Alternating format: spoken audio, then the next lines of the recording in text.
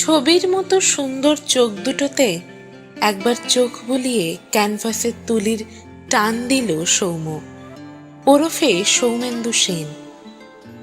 স্থির হয়ে অনতি দূরে উঁচু গোছের কাঠের টুলটাতে বসে আছে শিরিন। কাঁধের একপাশে ঝুলছে ঢেউ খেলানো বাদামি চুল, আর চোখে তাকিয়ে ক্যানভাসের দিকে। উন্মুক্ত পিঠ, কোমরের একটু নিচে জড়ানো শিফনের হালকা নীল শাড়িটা, হাত দুটো দিয়ে বুকের ওপর ধরে রাখা শাড়ির আলকা আঁচল। আঁচলের শেষ ভাগ খসে পড়ে আরেকটা কাঁধের উপরের অংশটুকু দেখা যাচ্ছে। চাবুকের মতো চেহারার মেয়েটার চোখে মুখে লাবণ্যের ছড়াছড়ি। এই জিনিস ক্যানভাসে ফুটিয়ে তোলা চারটিখানি কাজ নাকি? সৌমেন্দুর মতো নাম করা দুধের চিত্রশিল্পীরও ঘণ্টাখানেক ধরে মাথার রগটা কেঁপে কেঁপে উঠছে। এ কি নড়ছো কেন? মানে সৌমদা, একবার ওয়াশরুমে যাই। ধুর, মুডটাই নষ্ট করে দিলে। এত নড়াচড়া করলে চলে নাকি? আমার হাতে আর 7 দিন সময়, এখনো কতখানি কাজ বাকি বলো তো। সরি সৌমদা, আমি আরেকবার বসছি। থাক, হবে না আজ আর। যাও, উঠে যাও। সৌম্য জানলার কাছে গিয়ে ফিগারেটটা ধরাতেই শিরিন বুঝল আজ আর সত্যিই হবে না। রোজ দিন এরকম একটা সময়ে গিয়েই সৌম্যর তুলি থেমে যায়। এভাবে টান টান হয়ে বসতে বসতে কোমরের আর ডান পায়ে বেশ ভালো রকমের ব্যথা করছে ওর। শাড়িটা ভালো করে সামলে আস্তে আস্তে একটা পা মাটিতে ফেলতেই অবশ হয়ে আসা পাটা তাল সামলাতে না পেরে 5 ফুট 7 ইঞ্চি শিরিনকে ধপ করে মাটিতে ফেলল। মাগো! আরে, পড়লে কিভাবে? ইস, দাঁড়াও দাঁড়াও, let me help you. It's okay Soumda, কোমরে একটু টান ধরে গেছে, সেই জন্য। আমি ঠিক আছি। আরে ঠিক আছে বললে হবে নাকি? কোনখানে টান ধরেছে? আমি রাব করে দিচ্ছি। না না না সৌমদা, এইসবের কোনো দরকার নেই। চুপটি করে বসো, সংকোচ করো না শিরিন। আমি আজ প্রায় 20 বছর ধরে শুধু নারী শরীর নিয়েই আঁকাআঁকি করছি। আমার কাছে এত লজ্জার কিছু নেই। শরীরের খাদ ঢেউ সব আমার খুব চেনা আর খুবই প্রাকৃতিক। তা তুমি আমার কাছে কমফোর্টেবলি বসতে পারো। আতপুরা সিগারেটটা অ্যাস্ট্রের ভিতর দুমড়ে ফেলে শিরিনের পাশে এক হাঁটুতে ভর দিয়ে বসল সৌম্য।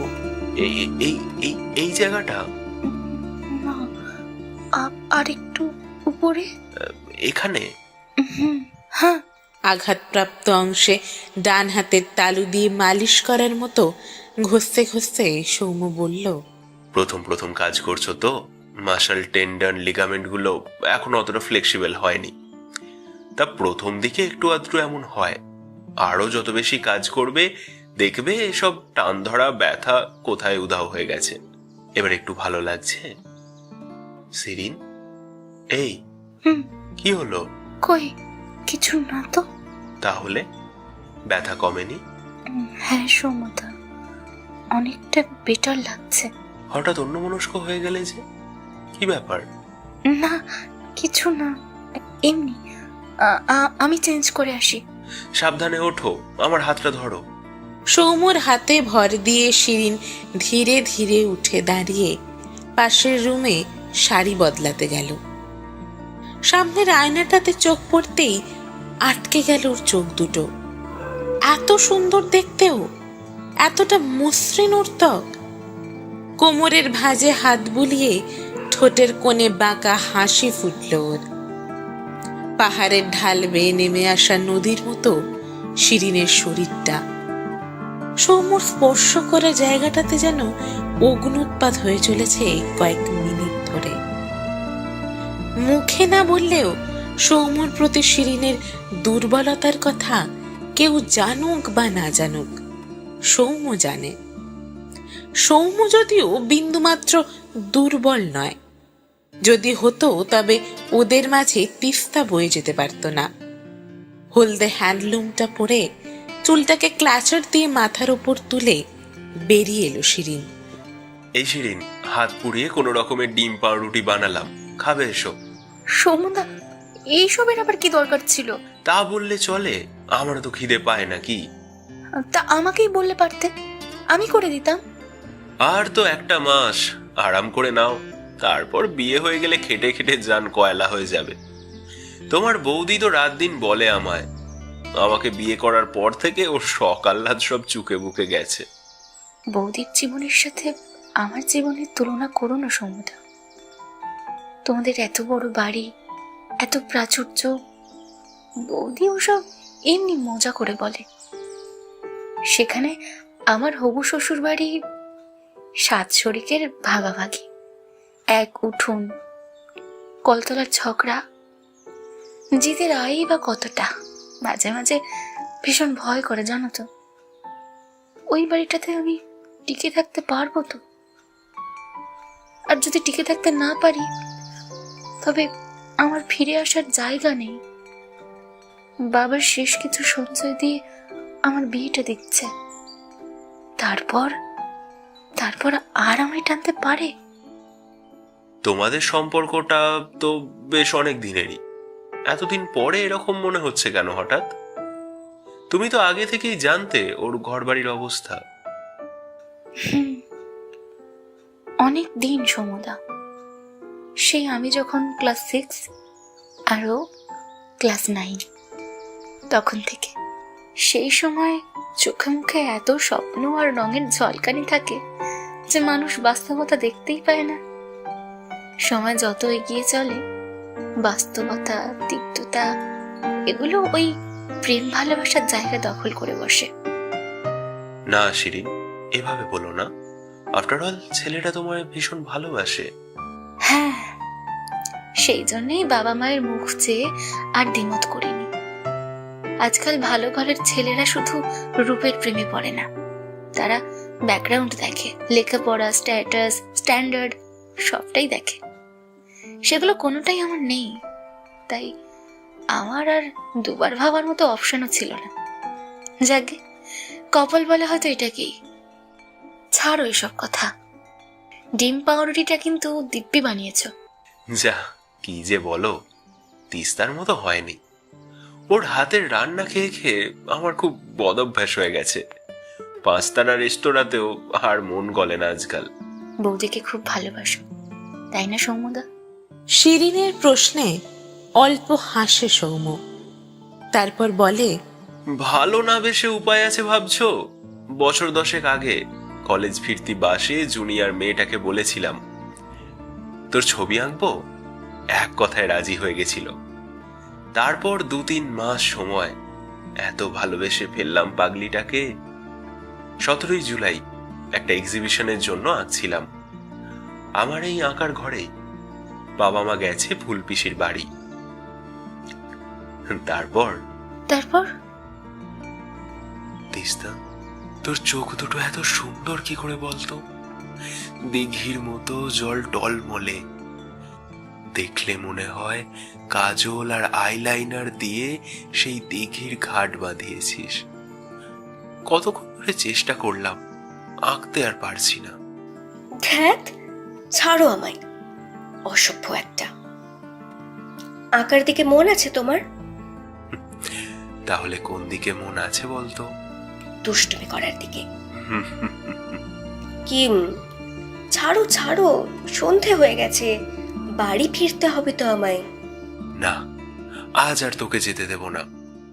থাক না আজকের দিনটা আমার সাথে। তিস্তার খোলা পিঠে নিজের ঠোঁট দুটো রেখে আলতো আদর মাখিয়ে বলল সৌম। পিছন থেকে বাহুডোরে জড়িয়ে ধরল অষ্টাদশী প্রেমিকাকে। একফালি চৌকিতে শুইয়ে কি ভীষণ প্রেমে আর মমতায় ভরিয়ে দিল সদ্য যৌবনে পা রাখা তিস্তাকে। সৌমর হাতে জল রঙের মাখামাখি হয়ে আছে। তিস্তার সারা শরীর জুড়ে সেই রঙের ছাপ পড়ে যায়। দুজনের কেউই একে অপরকে বাঁধতে পারে না। দুজনেই বয়ে যায় একে অপরের তীর ধরে। কুল নেই, কিনারা নেই। মুখ দিয়ে একটাও কথা বেরোয় না তিস্তার। মিনিট খানেক পরে তিস্তার কপালের মাঝে তুলির ডগা দিয়ে রং ছুঁয়ে টিপ পরিয়ে দেয় ওর ওপর ঝুঁকে থাকা সৌম্য। ও যে ঠিক কি রং তা সৌম্য আজও বুঝতে পারে না।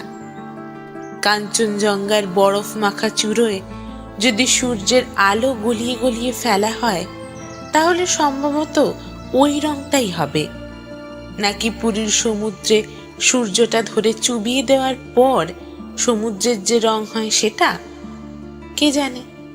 তিস্তা, জন্মের মতো আমার কাছে চলে আসবি?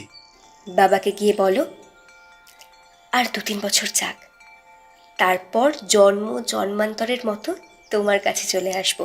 সত্যি তো? সত্যি সত্যি সত্যি। আর তুমি যদি ততদিনে অন্য কারোর হয়ে যাও তাহলে? আমার শুধু তিস্তা চাই, আর কোনো নদীতে আমার মন মজবে না। শক্ত করে জড়িয়ে ধরে ঠোঁটগুলো পাগলের মতো ডুবতে থাকে আরো গভীরে।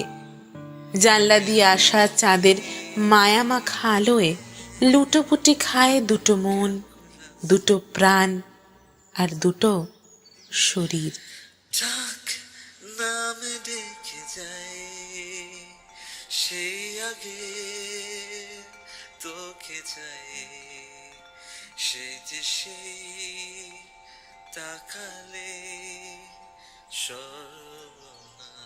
এই কথাগুলো ভাবলেই চোখ মুখ আনন্দে জল করে ওঠে সৌম্যর। তিস্তার ছবি এঁকেই ওর সেই প্রথম অ্যাওয়ার্ড পাওয়া।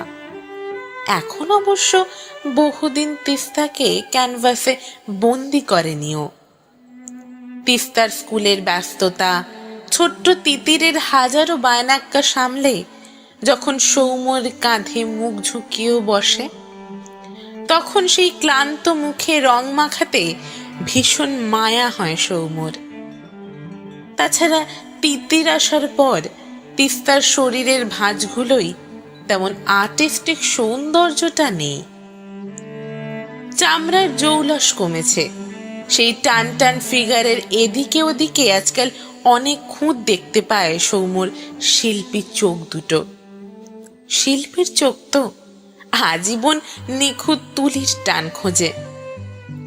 সৌম্য বুঝতে পারে আজও যখন তিস্তাই রং তুলির ঘরে এসে টুলের ওপর বসে, ও চায় চটজলদি তুলি চালিয়ে সৌম্য সেই আগের মতো এঁকে ফেলুক ওর মন মাতানো ছবি, কিন্তু মুখে কিছু বলে না।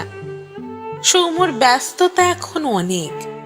তিস্তার ছবি আঁকতে যে মন চায় না তা তো নয়, কিন্তু সেই ছবি আর এক্সিবিশনে দেওয়ার মতো হবে না, কেউ টাকা দিয়ে তা কিনবেও না। সেদিন থাকতে তিস্তার ছবি আঁকা সময় নষ্ট ছাড়া আর কিছুই নয়। কিছুক্ষণের নীরবতা ভেঙে অনভিপ্রেত ভাবে সৌম্যর হাতের উপরের অংশটা দুহাত দিয়ে জড়িয়ে ধরল শিরিন। কান্না ভেজা মুখটা ঝুলিয়ে দিল সৌম্যর চিবুকের ঠিক নিচে। শিরিন, কি করছো? I love you Soumyada. Shirin, control yourself. এটা হয় না। আমি বিবাহিত, আমার একটা পরিবার আছে, ছোট বাচ্চা আছে। তাতে কি হয়েছে সৌম্যদা? পরিবার থাকলে কি মানুষ আরেকবার ভালোবাসতে পারে না? না, পারে না। আমি তিস্তাকে ভালোবাসি, আমি ওকে ঠকাতে পারবো না। আমি তো তিস্তা বৌদির জায়গা চাই না, আমি শুধু তোমায় কিছুটা সময়ের জন্য একদম নিজের করে পেতে চাই। শিরিন প্লিজ, বাড়ি যাও, বিকেল হয়ে গেছে। সৌম্যদা, একবার তাকিয়ে দেখো আমার দিকে। তিস্তা বৌদিকে আজও ভালো লাগে আমাকে এত কাছ থেকে দেখার পরেও। আমার শরীরটা কেমন পুতুলের মতো আমি যত্ন করে রেখেছি, মেদহীন, নিটুল। একবার ছুঁয়ে দেখো না প্লিজ। আরে পাগল হয়ে গেছো তুমি? You have gone mad. দেখো, তোমার কাছে ভালোবাসার কি মানে আমি জানি না, আমার কাছে ওটা এতটাও সস্তা নয়। Teesta is my life, my strength, she is my love. Got it? Teesta ছাড়া আমার জীবনে আর কেউ কখনো আসতে পারে না।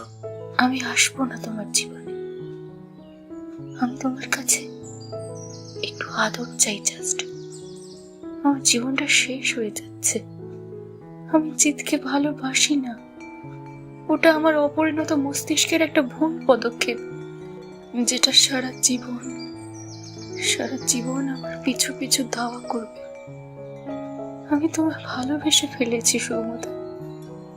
আজ 2 বছর কাজ করছি তোমার সাথে। প্রতিটা মুহূর্ত, তোমার প্রতিটা নিঃশ্বাস, তোমার হাসি, তোমার কথা, আমি সবকিছু খুব ভালোবেসে ফেলেছি। আমি কথা দিচ্ছি সৌমদা, কেউ কোনোদিন জানতে পারবে না আমাদের এই একটা বিকেলের কথা। কয়েকটা ঘন্টার জন্য আমার হয়ে যাও প্লিজ। জন্মের মতো অন্য কারোর সাথে বাধা পড়ে যাওয়ার আগে একটা সন্ধে নিজের ভালোবাসার মানুষের সাথে কাটাতে দাও আমায়। জানলার গ্রিলে মাথা ঠেকিয়ে চোখ বন্ধ করে কিছুক্ষণ দাঁড়িয়ে থাকে সৌম্য। আঙুলের ফাঁকে জ্বলতে থাকা সিগারেটের দিকে তাকিয়ে কি জানি কি ভাবতে থাকে। সোফার উপর আলুথালু হয়ে বসে শিরিনের দিকে তাকিয়ে এক পা করে এগিয়ে যায় ওর দিকে সৌম্য। শিরিনের হাঁটুর কাছে ধপ করে বসে পড়ল সৌম্য। ওর হাতটা চেপে ধরে মাথা এলিয়ে দিল হলদে শাড়ি জড়ানো কোলে। যদি তোমার কথা মেনে নিই, তবে কি তিস্তাকে খুব ঠকানো হবে Shirin? Everything is fair in love and war. Somuda, ভালোবাসো তুমি আমায়? জানি না, কিন্তু কি সমুদা? আমার চোখ দুটো সব সময় এমনই সাজানো গোছানো কাউকে কাছে পেতে চায়। তিস্তাকে আমি ভালোবাসি, কিন্তু আজকাল ওকে আদর করতে একদম ইচ্ছে করে না আমার। সেই আগের মতো শরীরের বাঁকগুলো আমার আর ভালো লাগে না। একটানা কিছুক্ষণ বিছানায় ওর সাথে থাকার পর ভীষণ বিরক্ত লাগে আমার।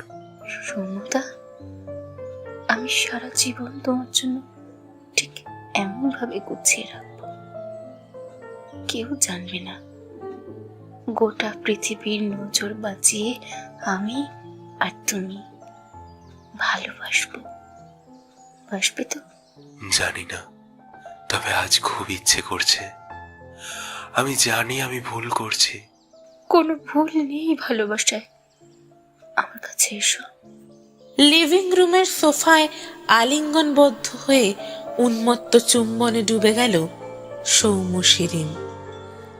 নীলচে আলোয় শিরিনের হলদে শাড়ির বন্ধনীগুলো একটু একটু করে আলগা করতে লাগে সৌম্য।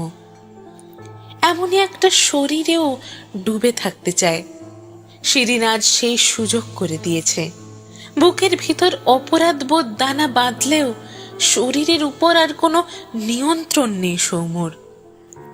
সম্বিত ফিরলেও দরজা খোলার আওয়াজে। রোজ দিন এমনটাই হয়। তিস্তা চাবি খুলে ঢোকে, যাতে সৌম্যকে আঁকার মাঝে উঠে আসতে না হয়। তার জন্য এই ব্যবস্থা করা হয়েছিল, কিন্তু আজ এই ব্যবস্থার জন্যই থমকে গেল সবকিছু। নিজেকে কোনো রকমে ঢেকে দৌড়ে ঘর থেকে বেরিয়ে গেল শিরিন।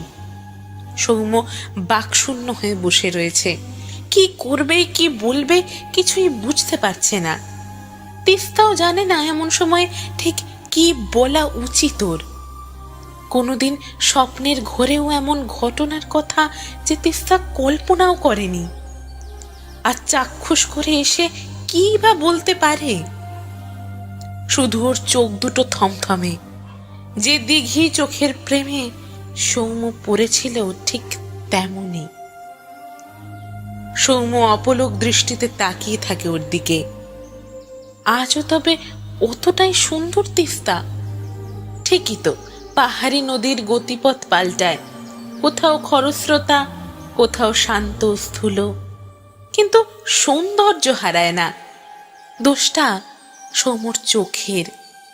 তিস্তা খুব সাধারণভাবে হেঁটে যায় ঘরের ভিতর, আয়নার দিকে তাকিয়ে হাত বোলায় ওর প্রতিচ্ছবির ওপর। কেন চলে গেল সৌম্য? কোথায় খামতি ছিল তিস্তার? ডুগরে কেঁদে ওঠে তিস্তা। আয়নায় দেখতে পায় পিছনে এসে দাঁড়িয়েছে সৌম্য। তিস্তা, তিস্তা, আমার ভুল হয়ে গেছে, আমায় ক্ষমা করে দাও প্লিজ। এই তিস্তা, কথা বলবে না আমার সাথে? কি গো? আমার কিছু বলার নেই সৌম্য। কেন বলার নেই? আমার গালে ঠাস ঠাস করে দুটো থাপ্পড় মারো, মারো আমায়, মারো প্লিজ। ছেড়ে দাও আমায়। ভাগ্যিস আজ তিতিরকে বাবা মায়ের কাছে রেখে এসেছিলাম, নইলে ছি। তিস্তা, আমি থাক, আমার ট্রান্সফার হয়ে গেছে সৌম্য। দার্জিলিংয়ে আমাদের মিশনারির একটা নতুন ব্রাঞ্চ হয়েছে, সেখানেই। তিস্তা, চলে যাবে তুমি? বেশ সুবিধা হবে, তাই না? বেশ তো, আমিও যাব। এখানে আমার আর কি বা কাজ? শিরিনের সাথে আমার কিছু কথা আছে, ওকে পরশু একবার আসতে বলো। আমি ওই দিন রাতে ট্রেনে বেরোবো। না, শিরিনকে আমরা আমাদের জীবন থেকে মুছে দেব। না, আর কথা বাড়িও না। আমার একটু বিশ্রামের দরকার। আমার এই শেষ চাওয়াটাকে আশা করি তুমি প্রাধান্য দেবে। শিরিনকে ডাকবে পরশু। কি ডাকবে তো? বেশ, তাই হবে। দুটো মানুষ একসাথে একটা বাড়িতে আছে, তবুও কারোর কাউকে কিছু বলার নেই। আর একটা ভুল পদক্ষেপ কেমন সবকিছুকে ধ্বংস করে দিল। সৌম্যর তুলির টান, রঙের গাঢ়ত্ব বারবার ভুল হয়ে যাচ্ছে। তিস্তা একেবারে শান্ত, স্তব্ধ। তিস্তার কথা মতো সৌম্য শিরিনকে ডেকেছে আজ। প্রায় 7টা নাগাদ এসে পৌঁছলো শিরিন। তিস্তাও তৈরি বেরিয়ে পড়ার জন্য। তিতির দিন কয়েক মামার বাড়িতেই থাকবে, আর সৌম্য কিভাবে থাকবে, কোথায় থাকবে, কি করবে তাও নিজেও জানে না। শুধু জানে তিস্তা ওর জীবনে আর ফিরবে না।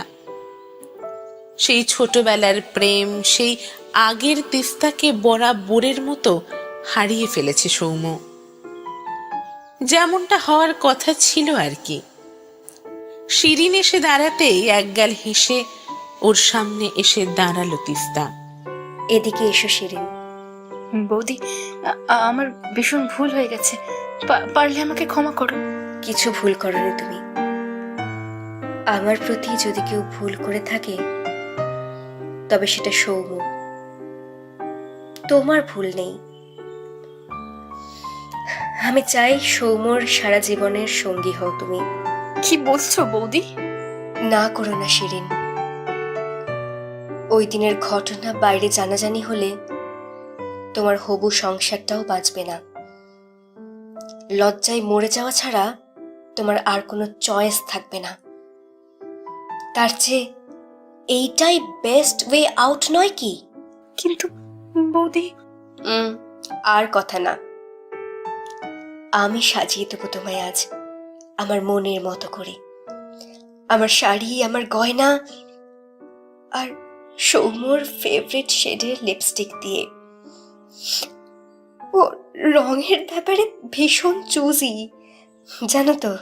শিরিন কি বলবে কিছুই বুঝতে পারে না। ওকে ধীরে ধীরে পরিপাটি করে সাজিয়ে দেয় তিস্তা। সব শেষে লিকুইড লিপস্টিকটা দিয়ে ঠোঁট দুটোকে রাঙিয়ে দেয়। পারফেক্ট। এসো আমার সাথে। কোথায়? সৌম্যর কাছে। সৌম্য, তাকিয়ে দেখো একবার শিরিনের দিকে। তিস্তা প্লিজ, পাগলামি করো না, লিভ হার। চোখ ফেরাচ্ছ কেন সৌম্য? তাকাও না। জোর করে সৌম্যকে তাকাতে বাধ্য করে তিস্তা। চোখ দুটো আটকে যায় সৌম্যর। শিরিনকে আজ তিস্তার মতো মনে হচ্ছে কেন? অবিকল ওর মতোই সেজেছে। টিপের রংটাও সেই সেদিনের মতো। সৌম্য, তোমরা দুজন নিজেদের জীবনটা গুছিয়ে নাও।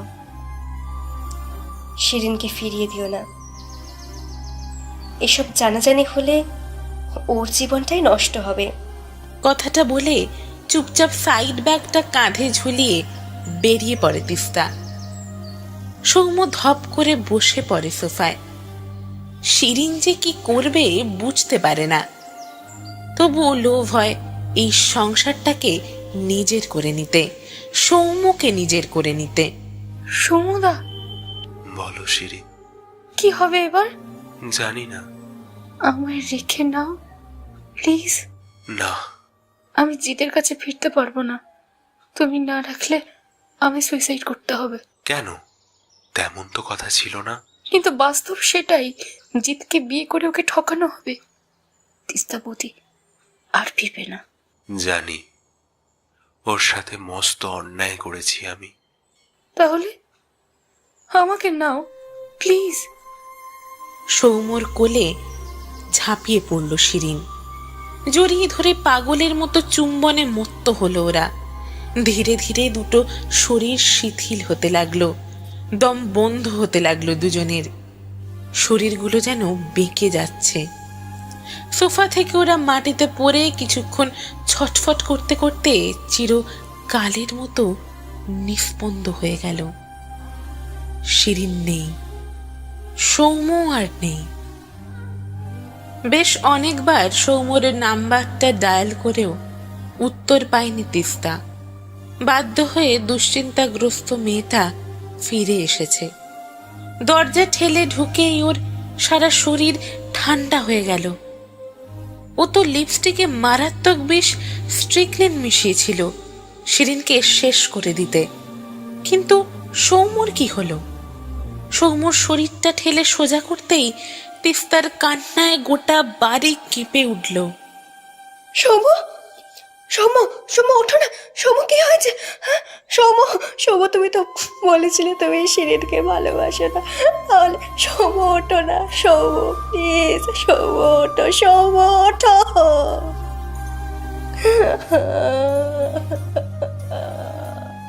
না, সৌম্যও নেই। ওর ঠোঁটে মাখামাখি হয়ে আছে শিরিনের লিপস্টিক। তবে কি সৌম্য অপেক্ষা করছিল তিস্তার চলে যাওয়ার? সৌম্য ঠোঁটে নিজের ঠোঁট ছুঁয়েই দেয় তিস্তা। পাগলের মতো শুষে নেয় বীভৎস বিষ। বহু কষ্টে পেয়েছিল বিষটা বন্ধুস্থানীয় হোমিওপ্যাথি ডাক্তার সুশোভনের থেকে। সৌম্যর বুকের উপর মাথা রেখে ধীরে ধীরে নিঃশেষ হয়ে যায় তিস্তা। আলো ঝলমলে ঘরটা জন্মের মতো নিস্পন্দ হলো। ভালোবাসা, কাম, লালসা আর প্রতিহিংসার নিষ্ঠুর করাল গ্রাসে।